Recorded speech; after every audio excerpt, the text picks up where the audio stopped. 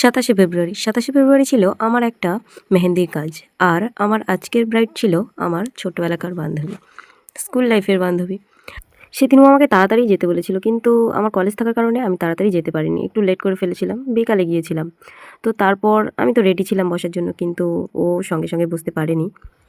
তো বসে পড়ার সাথে সাথেই কিছুটা করে আবার বাইরে বেরোতে হলো। সেই সময় ওকে এসেছিলো শাঁখা পরাতে।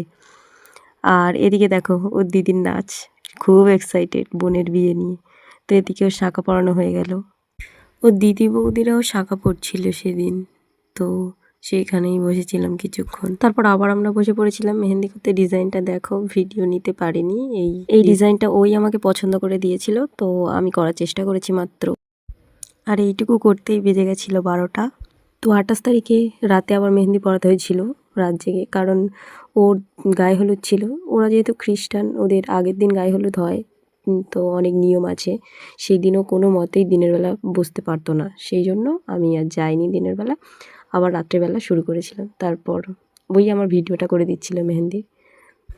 তো মেহেন্দির ডিজাইনগুলো ওই পছন্দ করেছিল, ওর পছন্দ অনুযায়ী আমি ডিজাইনগুলো করার চেষ্টা করেছি, মনের মতো করে দেওয়ার চেষ্টা করেছি। কতটা করতে পেরেছি জানি না। তারপর যেহেতু বান্ধবীর বিয়ে, তো ওর বর মাঝে মাঝে ফোন করছিল, তো তার সঙ্গে একটু ইয়ার্কি মারছিলাম আমরা। তো জামাইবাবুকে আমরা বলছিলাম যে যদি মেহেন্দির কালার না হয় তাহলে জানবো যে তুমি ওকে ভালোবাসো না। তো সেই নিয়ে কত মজা, কত ইয়ার্কি। বান্ধবীর বিয়েতে এমনিতেই মজা হওয়ার কথা। তো সেভাবেই আমরা আনন্দ করতে করতে মেহেন্দি কমপ্লিট করছিলাম। আর ভাবছিলাম আর একটা দিন মাত্র, এরপর কোথায় বান্ধবী আর কোথায় আমি। আর কবে কখন দেখা হবে তার ঠিক নেই। কতটা দূর থেকে কখন আসবে, আমার সাথে দেখা হবে কি না, সেই সময় আমি ফ্রি থাকবো কি না। ওরও মনে পড়ছিল স্কুল লাইফের কথা বা বাড়ির কথা, সবার কথা ভাবছিল। যে আর মাত্র একটা রাত, এই রাতটা কেটে গেলে ওকে শ্বশুর বাড়ি চলে যেতে হবে, নিজের বাড়ি ছেড়ে। সেটাই হবে ওর নিজের বাড়ি।